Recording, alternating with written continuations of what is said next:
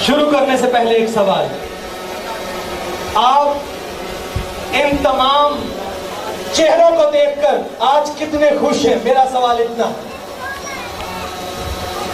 میں اپنی بات میں یقیناً اس چیز کا اظہار کروں گا کہ ان بچوں کو، ان طالب علموں کو دیکھ کر ہماری خوشی کی کیا پوزیشن ہے۔ اس سے پہلے میں اپنے تمام سٹاف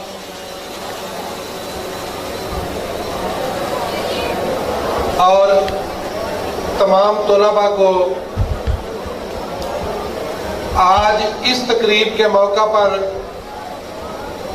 جب کچھ بچے امتحانات میں شرکت کرنے کے لیے جا رہے ہیں، دعاؤں کے ساتھ رخصت کرنا چاہوں گا۔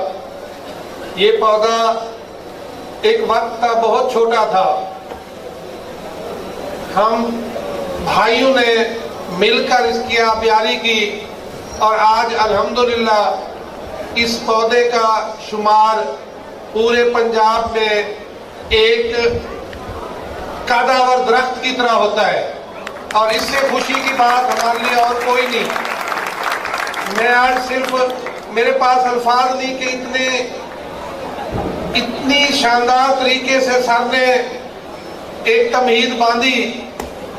میں صرف اتنا کہتا ہوں کہ میں آج صرف دعائیں دینے آیا ہوں ان تمام طلباء کو جنہوں نے محنت کی، اور ان طلباء کو بھی جنہوں نے اپنا ٹائم اس طریقے سے پڑھائی کی طرف نہیں وہ کیا جس طریقے سے ان کا حق تھا، یا جس طریقے سے ان کی والدین نے ایک توقع پہ ان کو اس ادارہ میں بھیجا۔ میں اتنی بات کہنا چاہتا ہوں کہ دو شخصیات آپ کی زندگی میں ایسی ہوتی ہیں جن کی دعائیں ہمیشہ بے لوث ہوتی ہیں۔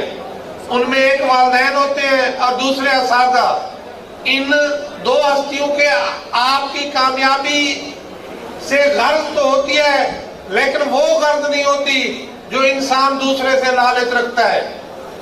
تو میں آپ کو اتنا کہوں گا کہ اللہ تعالیٰ آپ کو زندگی کے ہر امتحان میں کامیاب کرے، اگر بشرط اس کے کہ آپ اپنے اساتذہ اور والدین کی عزت کرتے ہیں۔ اگر آپ، کیونکہ کل آپ نے اس اسٹیج پر آنا ہے جس پہ آج ہم ہیں، کیونکہ ایک وقت تھا جب ہم وہاں بیٹھتے تھے اور ہمارے اساتذہ یہاں ہوتے تھے، وہ یہی بات ہمیں سکھایا کرتے تھے، بتایا کرتے تھے۔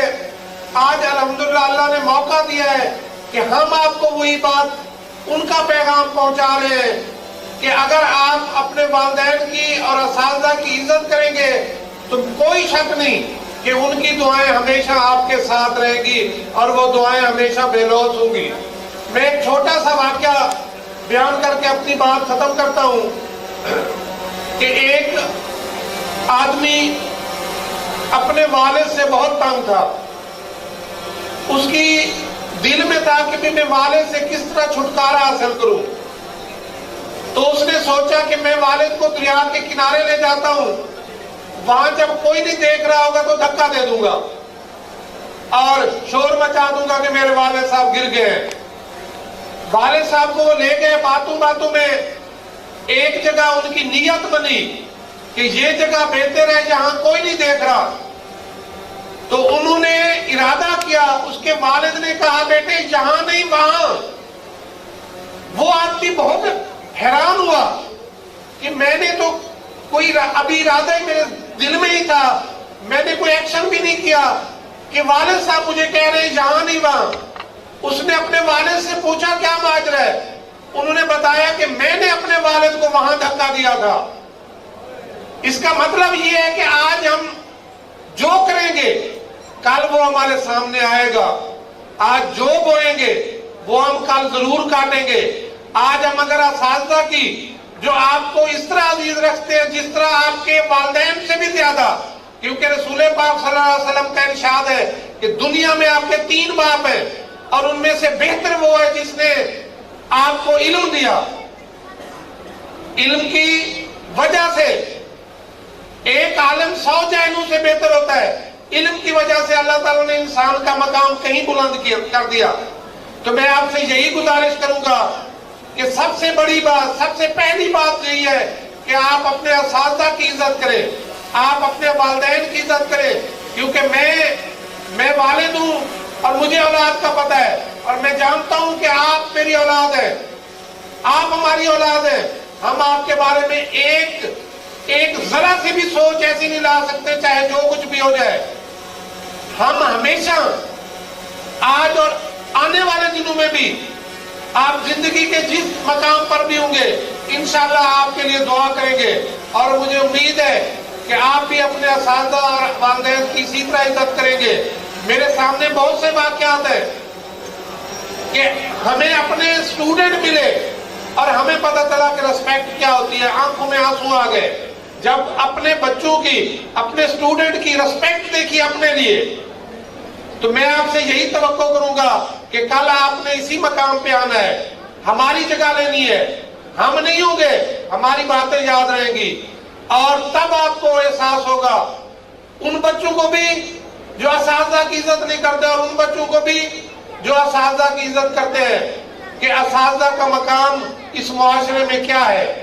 میں چھوٹی سی آخری بات کہنا چاہتا ہوں کہ ابن انشا کا میں نے ایک واقعہ پڑھا کہ وہ جاپان کی ایک یونیورسٹی میں گیا, تو جاپانی پروفیسر کے ساتھ باتیں کرتے کرتے وہ تھوڑا سا کہیں چلا گیا, تو ان کے پیچھے جتنے بھی اسٹوڈنٹ آتے تھے وہ جمپ لگا کے گزر جاتے تھے. ابن انشا بڑا حیران ہوا کہ ان کو کیا ہو گیا ہے, ہمارے پاس آتے ہیں جمپ لگا کے چلے جاتے ہیں.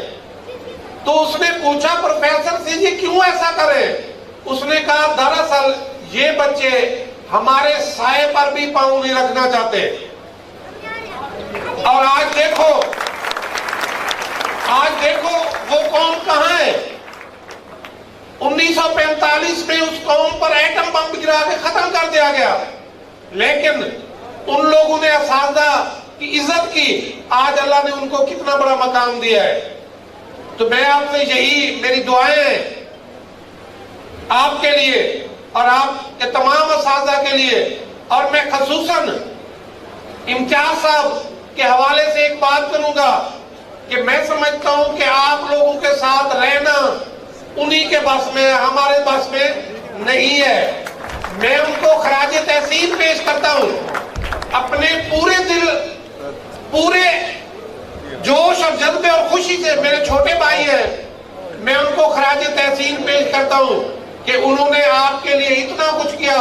ان کو نہ شام کا پتہ ہے, نہ دن کا پتہ ہے, نہ رات کا پتہ ہے. ہمیشہ آپ کے لیے اچھا سوچا, اچھا کرنے کی کوشش کی, اور اس کامیابی میں سب سے بڑا ہاتھ انہیں کا ہے. اس ادارے کی کامیابی میں سب سے بڑا ہاتھ ان کا ہے. اس کے علاوہ آصف صاحب ہوں یا نعیم صاحب یا اور بھائی جتنے بھی ہیں, اساتذہ بھی ہمارے بھائی ہیں, انہوں نے بھی ہمیشہ آپ کی کامیابی کے لیے دن رات کوشش کی ہے. میرے سامنے چودھری صاحب آئے ہیں, ان کا بڑا ہاتھ ہے ہمارے اس ادارہ کی کامیابی میں. تو انہوں نے ہر مشکل وقت میں آپ کے اس ادارہ کا اور آپ لوگوں کا ساتھ دیا ہے.